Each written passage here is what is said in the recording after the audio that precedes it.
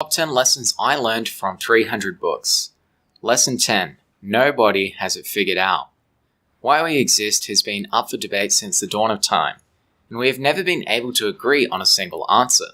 For some, this question doesn't faze them and they go about their day as if existence isn't absolutely bizarre. But for others, they can be led into a maddening existential depression where they battle with the same questions as the great thinkers did, such as Kierkegaard, Nietzsche, and Freud. No Excuses by Robert Solomon was the last book I read on existentialism until I realized I had no choice but to create my own meaning for existing. I hadn't figured it out, but I was able to make peace with my existence. Lesson 9. Lucid dreaming could be the next superpower. Everyone is talking about colonizing Mars, but few are talking about colonizing the unconscious. To lucid dream is to be aware that you are dreaming. It was first scientifically proven in 1975 by Dr. Keith Hearn after he recorded the predetermined eye movements of a subject while they were dreaming. It is thought to be a way to access your unconscious mind. In a lucid dream, you have experiences that are nearly identical to reality, but there are no consequences, which is what gives it incredible potential. For example, I could jump off a building to experience flying without risk of dying. I could also practice public speaking without being ridiculed. One of my favorite activities is to eat boatloads of donuts without having to worry about the physical health consequences. But that raises a question, that by abusing my health in a lucid dream, could it cause me to reinforce a reckless behavior in real life? I don't have the answer yet, but I do know that if the world's population maintained a lucid dream for 1 hour a night, every night for 1 year, it would add 2,804,288,053,685 hours of potential productivity to the world. Lesson 8. The distribution revolution is here. Sally has lots of stuff that was made during the Industrial Revolution, but it's too much stuff. So the problem is not having stuff, it is distributing the stuff. And that's what ultra-successful companies today like Airbnb and Uber have figured out. Uber realized there was already tons of drivers driving around with spare seats, so they found a way to distribute those seats. The company is now worth $48 billion. It's the same story with Airbnb, except they created a system to distribute spare rooms in people's homes instead of passenger seats. Use this idea to crush a business. Lesson 7. Life is really simple. The other day, I went to a bar for a digital nomad meetup. I approached a man in the corner and sparked up conversation. I asked him what he was good at, then proceeded to ask what the next 3 years looked like for him. He mentioned that his mission was to expand human consciousness. I then replied, "What does it mean to expand human consciousness?" And at this he was slightly startled. It got him thinking deeply. And the more and more I questioned him about it, the more and more it seemed he had no clue. Before we knew it, we were diving deep into his emotional issues about his relationships, upbringing and his family, and his frequent trips to therapy.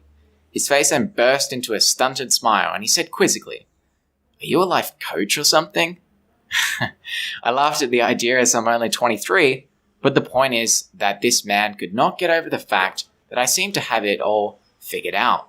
And I told him that life is really simple, but we insist on making it complicated. For example, people in the health industry are confused. How do I be healthy? Do I do keto or slow carb? Do I do kettlebells or CrossFit? Do I take this supplement or that supplement? To be healthy, all you need to do is get 7 to 9 hours of high quality sleep, stay hydrated, eat healthy whole foods, don't eat processed crap, and exercise 5 times a week. Do that and you're 90% there. Lesson 6. Perhaps someone who can't save himself can save others.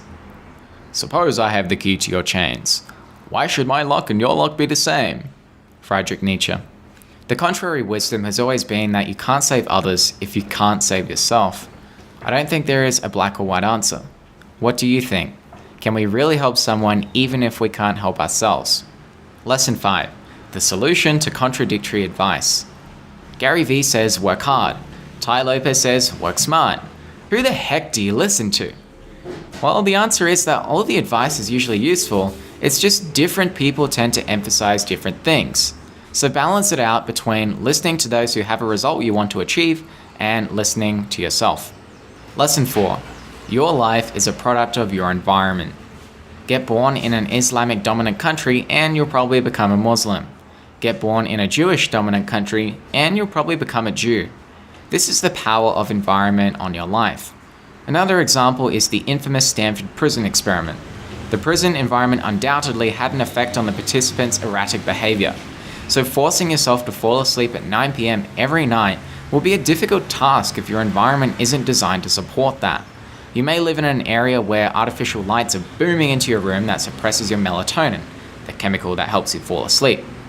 You may be in a room where the temperature interferes with your body's thermostatic functions that help you fall asleep. So design your environment so that it supports the lifestyle you want to live and the person you want to become. I make my bed every day because it creates a clean environment. It affects the cleanliness of my thoughts and the way I conduct my life in general, which leads to the next lesson. How you do one thing is how you do everything. Paul is in the process of hiring his first employee. He goes to his mentor Dave for his best piece of advice to hire the right guy for the job. Dave looks at Paul and says without hesitation, "On the day of the interview, go out to the parking lot and look at the state of his car." Paul felt confused. "What do you mean, Dave?" "Look at the state of his car. Messy car, messy life. Messy life, messy employee. Messy employee, messy business." So start off your days by making your bed in the morning, and you'll see a dramatic change in your life over the next few months. Lesson 2. Focus on one thing. Distraction. The single biggest reason why you feel stuck and never achieve your goals. Picture this. Henry wants to be the #1 bodybuilder in the world. Each day he has 8 units of energy to spend.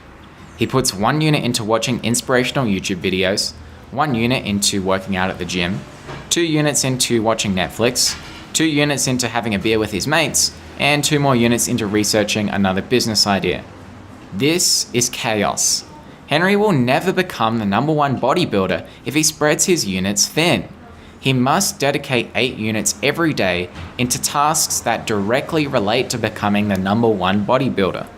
It's such a simple concept, yet most people get distracted by social media, chase the next opportunity, or have no clear goal in mind, so they run around like a headless chook. And finally, lesson 1. Reading is a waste of time.